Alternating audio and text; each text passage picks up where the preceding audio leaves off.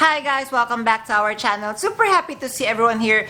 Guys, I'm so excited because for today's episode, we have a LOEWE bag unboxing. Yes, so what's inside is a LOEWE bag and I'm happy to share this to you. So guys, please make sure that you stay tuned and watch until the end of our episode.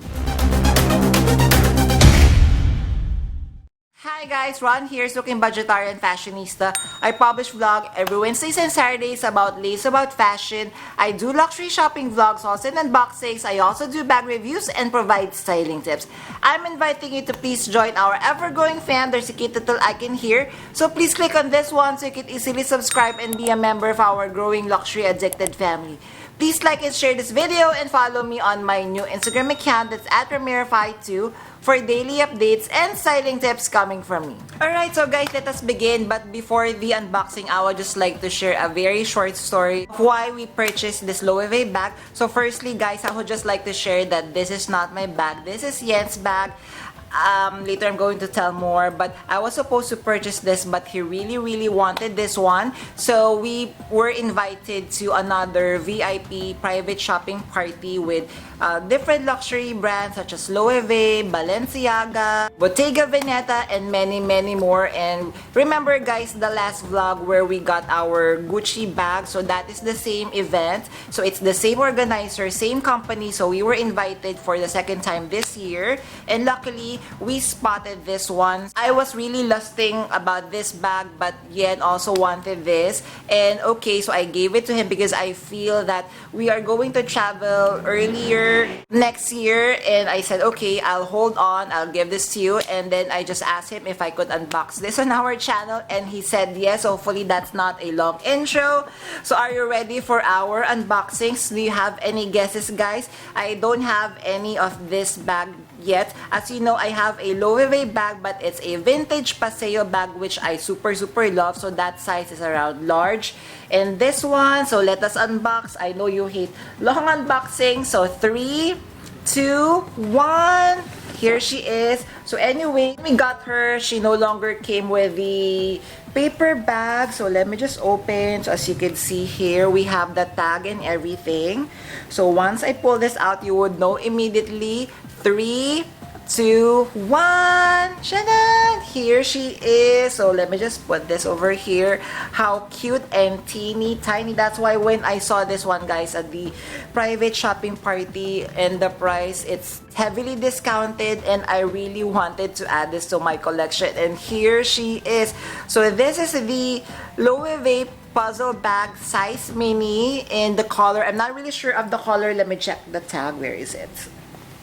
Okay, so according to this one, this is a LOEWE puzzle mini, and the color is solid naranja or solid orange. As you can see here, how cute. And let me just check, there's one more at the dust bag. So other than that, of course, we have the leather strap over here. So later we are going to do mod shot. So let us check first the bag. Of course, I'm sure you are very interested. And of course, since this is my very first LOEWE unboxing, I'm so happy on how they package. Of course, we are missing the box. So it comes with 2 dust bags. So one with a thinner dust bag, and it has this. And as you can see, how they are very mindful of the details compared to other luxury brands. As you can see, it has this teeny tiny charm with the LOEWE engraving. I really like that.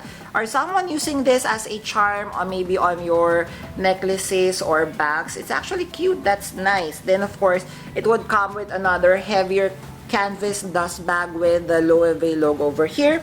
So now let us focus on the bag. I'm sure you really wanted to know more about this LOEWE puzzle bag, because when I was doing shopping vlogs before, others were asking what fits inside this mini puzzle bag. So later we are going to do more. So as you can see, here is the close-up. The color is solid naranja or solid orange. The size is mini. I'm just going to insert here on the side. I wasn't able to measure what is the length. Maybe I could do that right now. 1 sec. So I measured, the length is 18 centimeters from here to here. Then going up from here to here, that is 12 centimeters. And the depth here at the bottom part is 8 centimeters. As you can see, we have a very beautiful top handle, and the top handle is not detachable, and you could carry this as a top handle bag like this and at the crook of your arm like so. We are also going to notice is that the hardware of this one is also same color, solid orange or solid naranja. So those are the hardware. And as you can see on the top part, we have the LOEWE anagram engraved. Then of course, this is the front, side, and then the bottom part. So of course, as you know, this would not come with the feet anymore. And then here is we are going to see underneath the flap, as you can see. So now I'm just looking at it. So it comes with gold hardware, and once we open, ooh, the zipper, guys, let me just try one more. Oh my god, guys, I love the zipper. So it is really true that the construction of LOEWE is really good. The zipper is buttery smooth.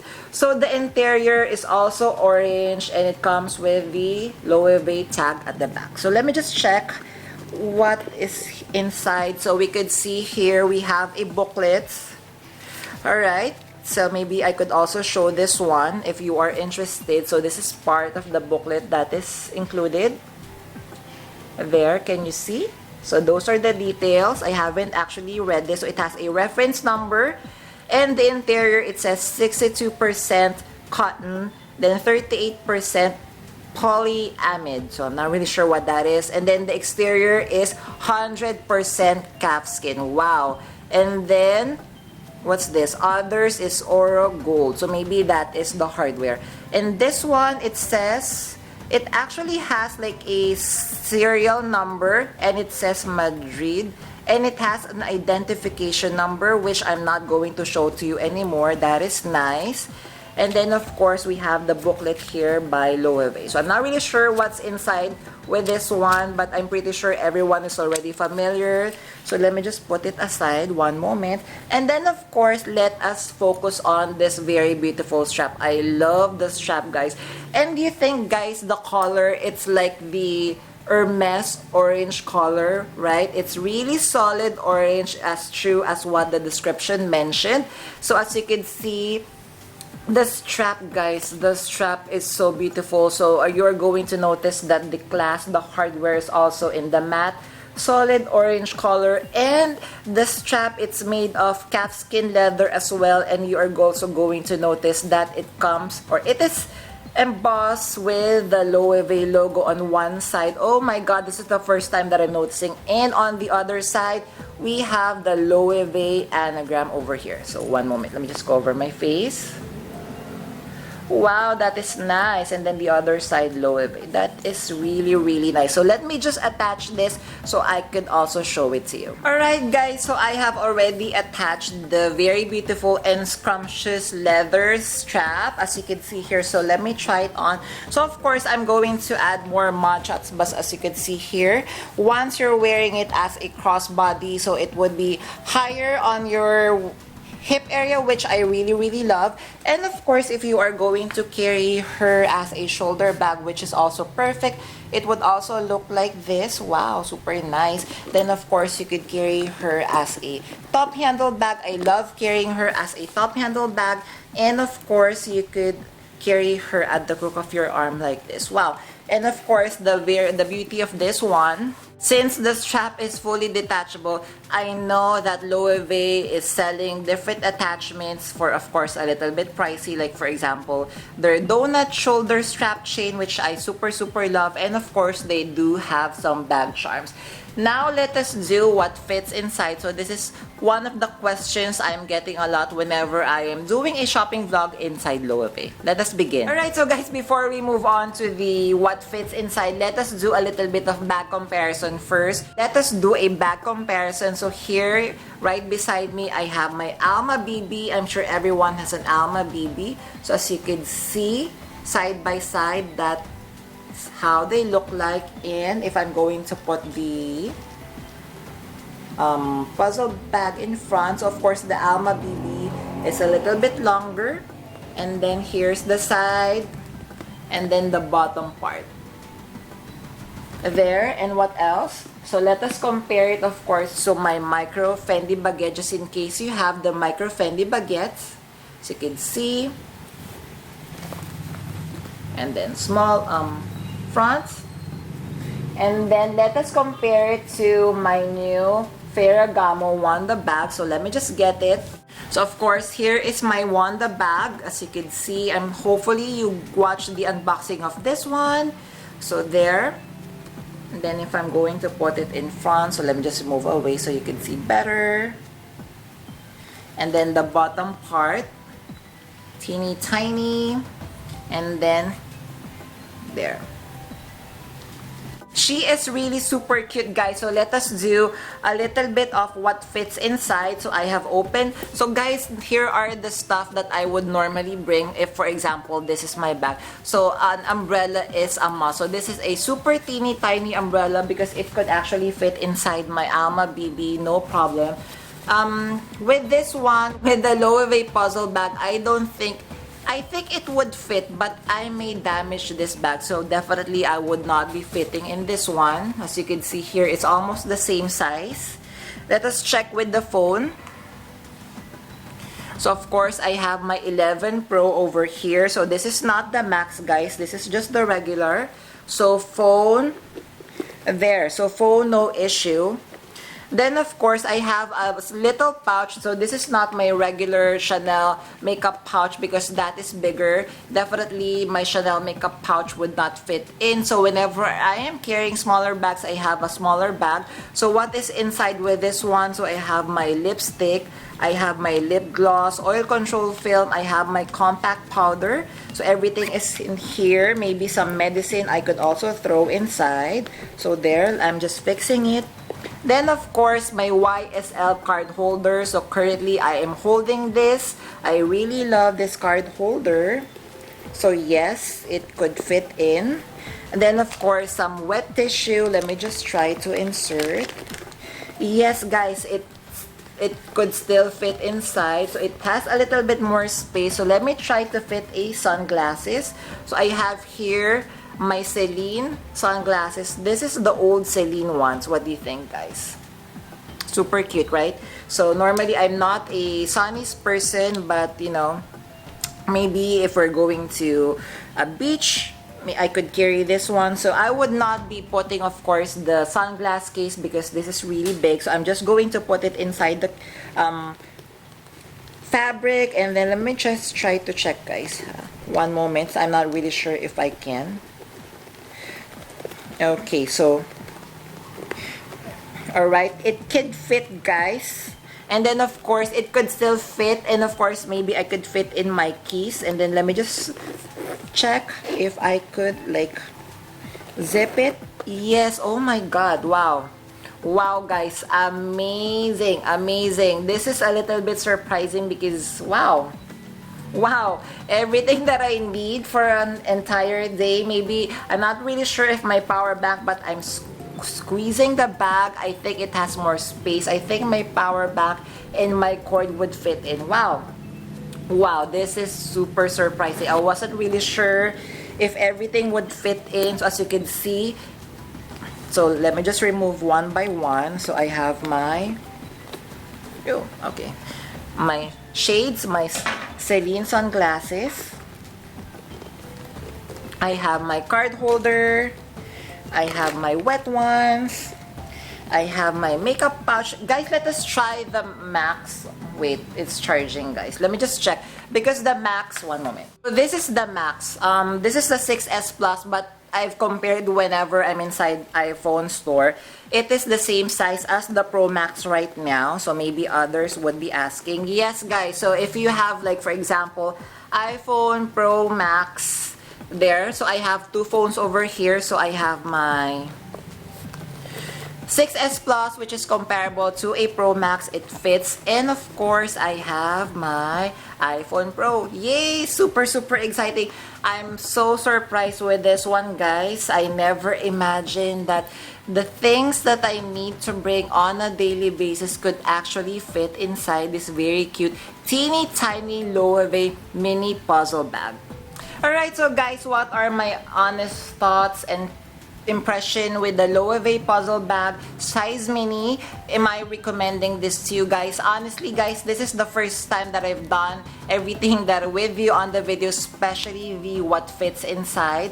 And knowing that it could actually fit a lot of the things that I need, my essentials on a daily basis. So I have my two phones. So I have the regular 11 Pro and I have my 6S, which is comparable to the Pro Max. It could carry, you know, my Sunny's card holder. I'm sure my keyclay would fit in.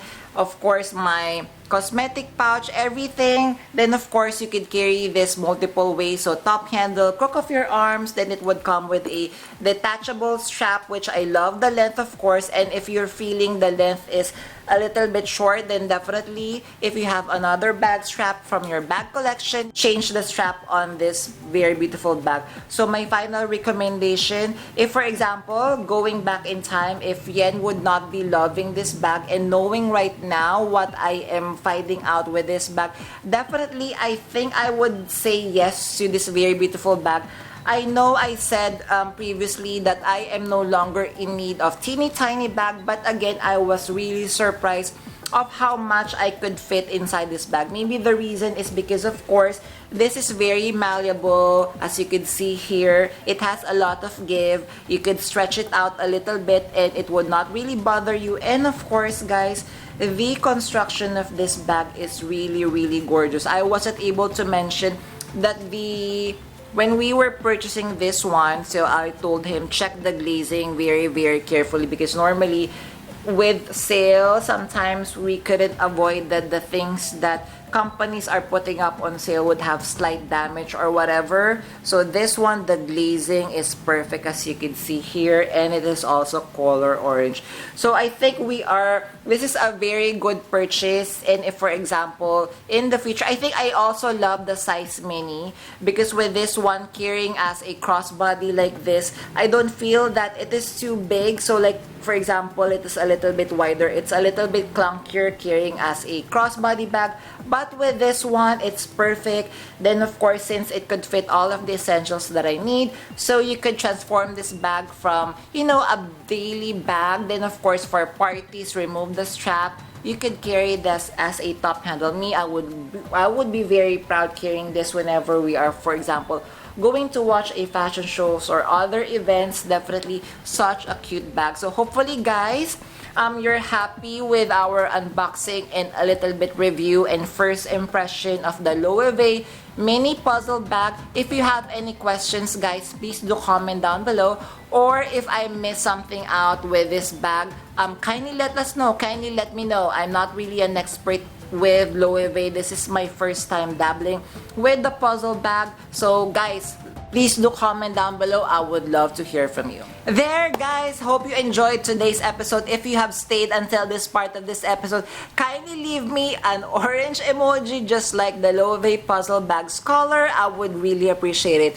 Thank you. Before we end our episode, I'm inviting everyone to please join our ever-growing fam. There's a cute little icon here, so please click on this one so you can easily subscribe and be a member of our growing luxury addicted family. Please like and share this video and follow me on my new Instagram account. That's at Ramir52 for daily updates and styling tips coming from a million. Thank you for staying with me in today's episode. I'm going to leave a couple of videos here for you to check out. Please stay safe. I'm going to see each and every one of you soon. Bye!